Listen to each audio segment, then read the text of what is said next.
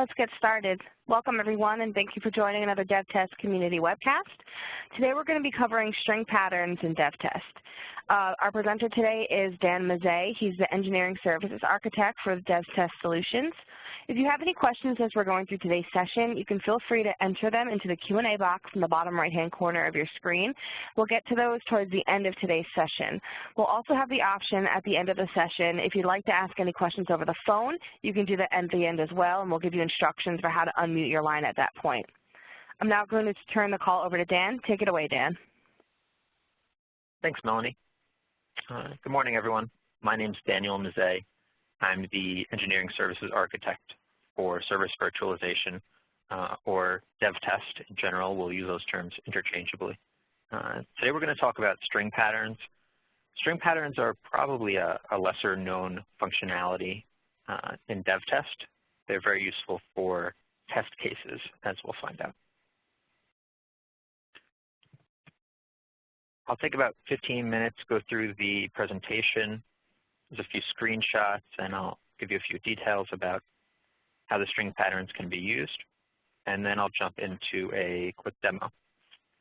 And we'll take some questions at the end. I do want to let you know that this will be recorded, and these slides will be available on the event in the community. And if you do have any questions, you can ask a question on the phone. You can add a comment to the community, and we'll try to monitor those and reply, or you can shoot me an email. And I'll try to get back to you. So string patterns. Okay, string patterns are properties. They're a special type of property.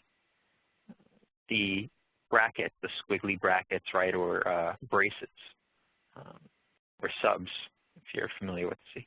So these are a trigger to tell DevTest when you're reading this property, there's a specific type of property that it's going to read. It's going to reference actually a data set, and I'll show you where that data is stored. But it's basically a way to generate realistic data without you having to go in and do it manually. So we have a database of names, addresses, telephone numbers. There's some example inventory SKUs, social security numbers, things like that, usually when you're filling out a form. And we use this information as part of DevTest, or really the app test functionality, when you're writing a test case. So we can use this property, this string pattern property, as a stand-in for actual test data. So there are other tools. There's Test Data Manager, TDM, which can generate test data and I'll do all these sorts of fun things. You could, of course, use random characters, but that's not very realistic. So when we're doing, say, a web services application, we've got our cars demo application, right? And we're applying for a loan at the bank using our Lisa Bank application, right, our demo applications that we use. It's often very nice to have some realistic data. So we created this string pattern, and this is really a really nice example of how to use it. Okay, you can make your own. You don't have to use the data that exists out of the box. You can create your own patterns and use those, and they're properties, right? So there's different types of properties. You can also have expressions, and then just the regular properties in the config files. So this is all very similar. This is something most people don't really use too much, but it is very useful, as we'll see. If you were curious, there's a database table that's created called test data in the DevTest database. And you can go there and you can take a look. There's actually the first name, last name, credit card expiration date, credit card number, credit card type, there's email addresses. All this data is generated automatically for you and included with it. So these are the actual string patterns. But again, you can create your own. So how do you use it? Really easy. Really, really easy. I'm going to show you a simple example, but you can input this as a property in any test case in any situation because it's a property, right? It's a variable. So what you do is you have a brace, and then that denotes a property. Then you'll have equal sign bracket. And for a pattern that's already created, such as first name, credit card number, address, right? Those very common variables we might want. We have a colon, then the pattern name, and then a colon and a square bracket to close it in, okay? So that's your pattern. The property part, again, is these squiggly brackets. So that this example would resolve to something like first name Andrea or Daniel, for example, anything that's already in the database, okay? And really, it's a lot nicer using real data rather than something like lorem ipsum, right, or random characters, and that's the whole point of this. Okay, so how do you create your own? What's the syntax? So here's an example with a telephone number. We know the syntax is, curly brace equal bracket.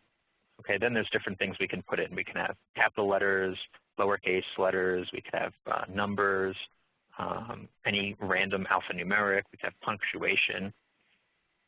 We could do some fun things where we have a random number in some range, or we can exclude certain numbers.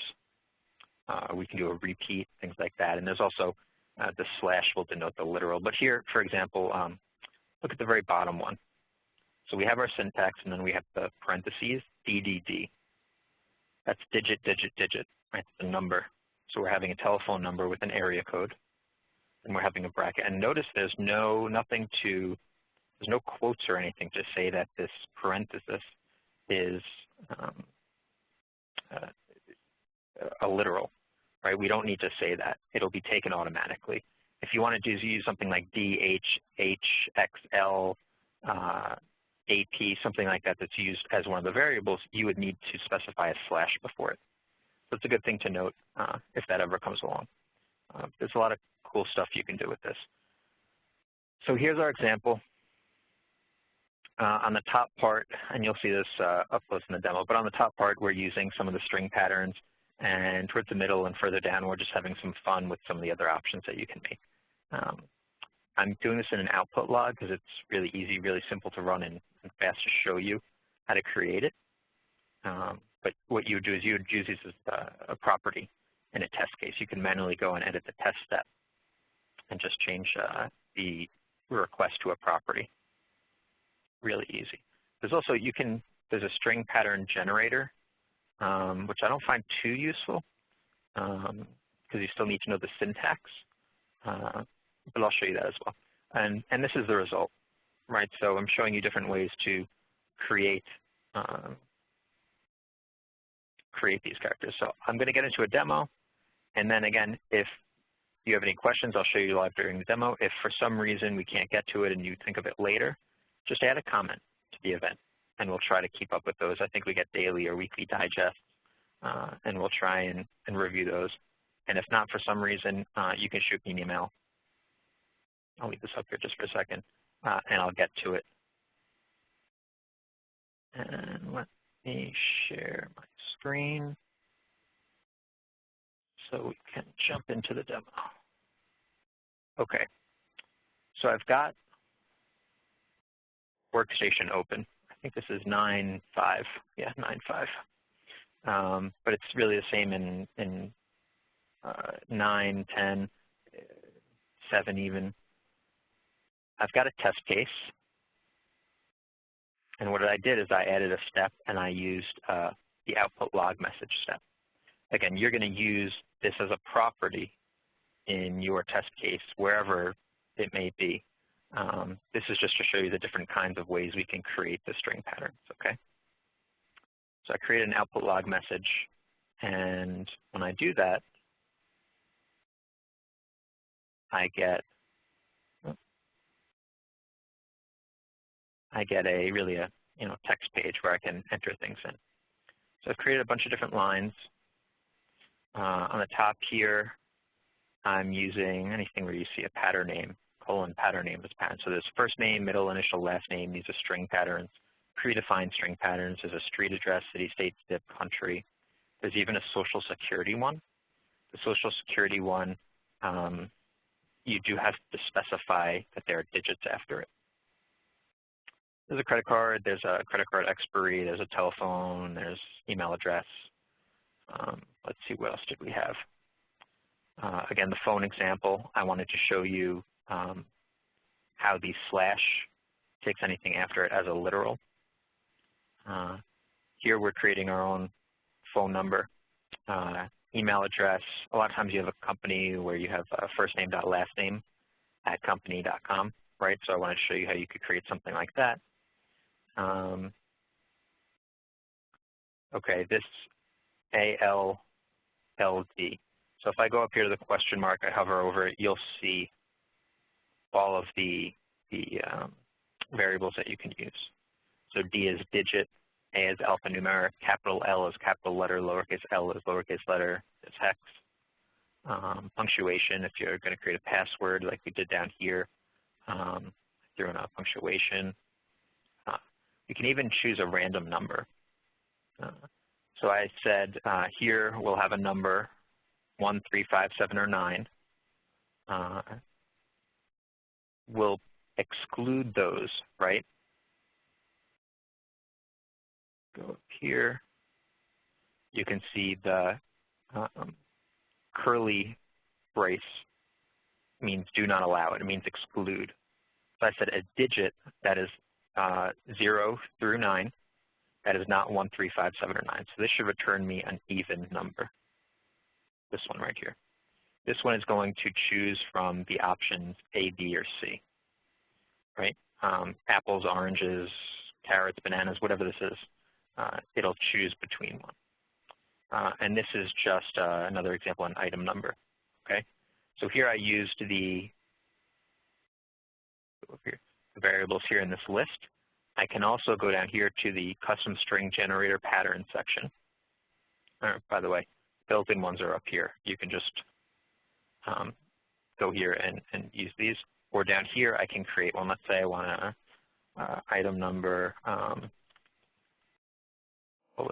number 2, and we can give it a pattern such as digit, digit, dash, letter, letter, punctuation, whatever you want it to be, right? If you go down here, it'll give you an example of what it comes out to be, and then it'll give you the expression itself, so you can copy paste that. But we know the format, it's easy enough, pretty simple to use it. You don't really need the generator, I don't find. So let's run it, okay? I'll go up here to the ITR. This is the interactive test run. If I click on this, it's going to let me select start a new one, or I'll just run the one I already have. The ITR is really nice. It kind of gives you the real-time feedback. So I can go up here. I can open it up to run it. What I get is an event history column here in the middle. And I have the response. I have test events and properties here, different tabs. And then this is just my string patterns tab that I opened before. I can close that if you don't really want to see that. But we'll leave it open just to see. There aren't that many steps that I want to see. Okay, so down here, what I can do is I can press the play button, the run button, and I'll run the ITR. And it'll tell me the test successfully completed. Say OK, and I'll just want to go back up here to the output log message step. Usually you'll have multiple steps, right? So you want to navigate here and kind of see what the response is. Here's just text. Sometimes there's a screenshot. But this returned me a name, my address. This is everything from my test, right? Got social. We've got all the information here. We had the company email address, the password. Here's our item numbers. These are our random numbers. This is an even number. Good. That checks out. And this is A, B, or C. This is B. That's fine. If I want to rerun it, just go down here, do restart test, and I'll run it again. And we should get a different name, different address, different item number. This time we got 0. Okay. So this is a nice way to kind of see, play around with these string patterns. And then once you have them, you just open up a test and you modify one of the request variables to be a parameter. Again, you can use the string patterns generator. I think it's easy enough just to do this, follow this format. Let's see what else there is. That's pretty much it. There are other types of properties. I'm not going to get into them today, but There's also the local property site properties, Lisa properties. So there's a hierarchy to those properties files, and there's a lot of different contents in there. This is really a little different. We categorize it under properties, and they're formatted like properties, but they're really just kind of variables for the app test portion of DevTest. So that's it. I'll open up for questions if there's anything else you want to see, or any other questions you guys have. Just a reminder, if you have any questions, you can enter them into the Q&A box in the bottom right-hand corner of your screen. Or if you'd like to ask a verbal question, you can click #6 on your telephone keypad to unmute yourself. We do have a few questions in the Q&A box right now. Latha asks, I had a situation where I needed the state name, apart from the state code itself, to be part of JSON output. If I was able to implement this via state code, state name lookup CSV file, is there an easier way? Can the test data database itself be extended? Yeah, so DevTest is a very powerful tool. There's a lot of different ways to do things, right? This is just, in my understanding and in my use, it's a very kind of basic way to generate sort of realistic request data. If you have something already with a CSV file, you've got a data set, right? I like to use a data set. You know, it's easy enough to add a text file and generate some random names and use those. You have some control over it, which is nice. And of course, we do support data sets. But if you wanted to, yes, you can go in and extend the database. Let me just pull it up. Just show you where it is first. Probably easy if I stop sharing and just go back to that slide. So I don't know if you can see this too well, but if you open up the database itself, depending on, I don't know what database you're using, but we'll generate a database and a table, and you find the test data table, you can add your own entries. And you know, of course, we have a tool, TDM, Test Data Manager. It's another CA utility that actually can do this for you. And you specify how many rows and type of information you want to generate, and it'll spit it out for you, no problem. So that's really nice. But yeah, you could go in here and edit it. It's really just a convenience thing. So if you have a test and you start creating a test, you're creating on the fly, and instead of putting in random letters for a name, you put in first name. So you just get in the habit of using these string patterns for your tests. And that's why they create a lot of them by default, right? Because it's easy for you to do kind of quick and on the fly, add a property, first name, birthday, credit card number. These are very, very common in a lot of web applications when you're filling in a form, for example. But you could extend the database if you wanted to. Okay, thanks. We have a few more questions in the Q&A box. Tim asks, this was shown in app test. Can this be used in virtual service as well? Yeah, so this is really more for testing. So when you get into the virtual services, and sometimes you want it to be consistent, right? Sometimes you want to check the name that was sent is the same name that is in the response. It's probably not the best way to do that. I'd rather use the data sets and like an external CSV file to do that. It's a little bit easier to manage that way. We don't have as much control over these string patterns, right? It's randomly picking data from a database. That's really all it's doing. It's meant for creating a quick and dirty test. I'd use a CSV, an external CSV for virtual services, and for any other kind of testing where you want to get the same consistent answer. Okay, we have another question. Could you please show how to define the custom pattern by adding a list of values for a pattern in the database, like first name? Show to define the custom pattern. Okay, so the custom generates a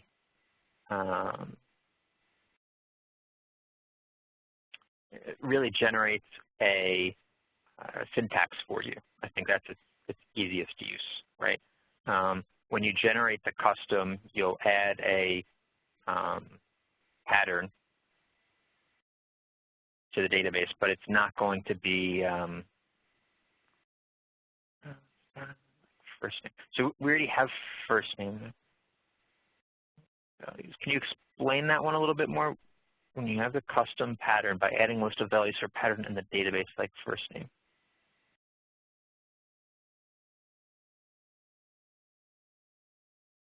So what we do is we go down here, we click the plus, let me share.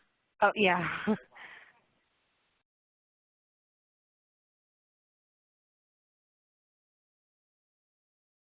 So we go down here to the bottom right section, right? You know, we've got our test step. Okay, we click on the test step. And along the right side, we have there's our assertions, there's everything. I'm going to click on this patterns. And it'll give me, these are the built-in ones that I can use. But what I want to see is the custom part down here. So if I go to custom, I have the ability to add a new one.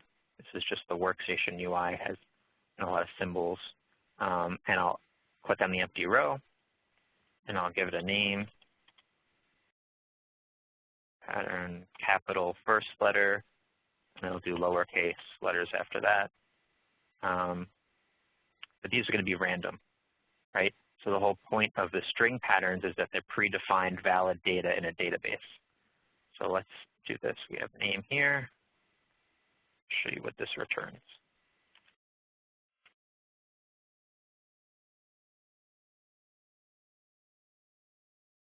It's just random letters, right? The whole point of defining the pattern for the first name is that we know it's valid data from a database already. And that's what the string pattern is. It's really, instead of being kind of fake test data with a random bunch of letters and numbers, it's an actual first name that we've generated. Does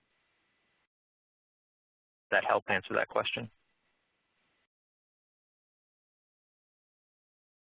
Let us know in the Q&A box or the chat box if you have any follow-up questions on that.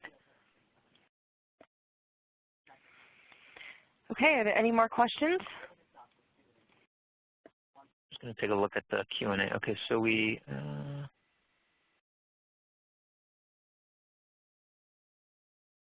there is a question in from Pramalasa, but I'm not understanding. It says, it looks like the pattern that we added is local. If we want to make it global, where should we add?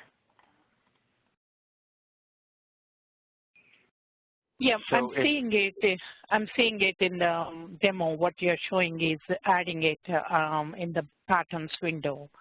But okay, if you go to a next project or a different project, that will be like we want to add it to make it to local properties, or if it is a database, then we have to add it to a database so that it can be available to the BSI too. Yeah, it should. I believe that's a good question. I believe it is global because it's in the database. It'll get added to the database, but I'll double check on that. The built-in ones are, you can't modify them. You're not modifying them in DevTest, right? This is just referencing. This is just referencing the database. So what we have in the database already generated, already created, using TDM, again, for example, it's really just looking that up and picking one at random, much like a CSV file. This is not the flexible kind of test generation tool that you probably want it to be. For that, we have another product. Again, this is really just kind of the quick and dirty way to get some valid looking data. And if you want to, again, if you want to get a consistent result, or if you always want to have a test case where you want to check if a punctuation can be in an email address. Well, maybe with the exception of dot or underscore, it can't, right? So maybe you want to allow those. This is not really the way you want to do. You could do P for punctuation, and then you could have question mark, right, or parentheses, or as a invalid character. But you probably maybe want to control it a little bit more with a CSV file or with something like TDM. So this is just really, I use this when I'm creating a test case and I'm kind of filling out a form, and rather than me typing the same name every time for the test, I just change it to a string pattern. Right? It makes it a little more dynamic, a little easier. Okay. Yeah, I see a lot of customers will ask, okay, even for the date pattern sometimes, okay, I want specific pattern. Can I make it available to all of my test cases, all of my virtual services? So if it is stored in the database, that means it is available as part of the product, and then we can use that one. Yeah. So, but and it's not a property though. It's not stored in the Lisa properties, right? It's really just a way to denote a variable. And which is in the database, and we cannot modify the database to have the new patterns added. Right. That's not the intent of this feature. Okay. Okay. Thank you. Thank you. Sure. Okay, we have another question in the Q&A box. How can I access the test data table? You need to access the database. So like a SQL Server, this database, when I installed DevTest, you have the ability to create an external database. So I created an external database, I use SQL, and then I use the SQL Server Manager to go in to locate the database, as you see in the tree view, right? I did a query. I want to see the first, I think it was first 1,000 rows, and gives me the response down below. This is where I see what's in the database. But again, the intent is not for you to go in and really modify the database. The idea is that we've predefined common first name, last name, zip code, email address, things like that, that you can use quick and easily when you're writing a test case. If you really wanted to start modifying data, there are other tools available. If you wanted to reproduce a consistent test, you wouldn't use this because it's really random. It's a random lookup in the database. You would want to use the CSV file.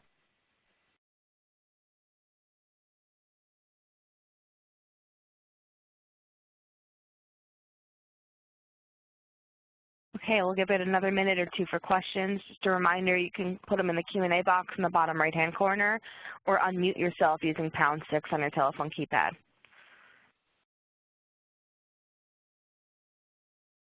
Just going through looking, it looks like we answered everything. If there's any other questions, again, you can, you can ask them now, or you can go to the event and add a comment, and I'll check those for the next few days, next week or so. If you guys have any questions, happy to do another demo for you, or you can shoot me an email. Yeah, and you can also post a question in the communities themselves, or like Dan said, if you have any suggestions for a future topic, maybe based off what we showed today, I will send a thank you email out later today, and you can always just send that over to me, and I'll see if we can get it fit into the this year's topics that are coming up. Yes, good point. We're always looking for new topics. If you guys, this is meant for you guys to help share some of the knowledge that we have around DevTest and the functionality available. Again, a lot of people don't know about these string patterns. It's really, it's not a product into itself, but nice little bit of functionality that can be useful. So if there's other things that you want to see, by all means, let us know. And speaking of topics, I just put a poll out. If you guys could let us know what you thought of today's topic, we take your feedback and use it when we schedule out future webcasts. So it's really helpful to know how you guys felt about the topic today. All right, so I don't see any more questions, so I think we're going to finish up for today. Thank you so much, Dan, for the presentation today. That was great.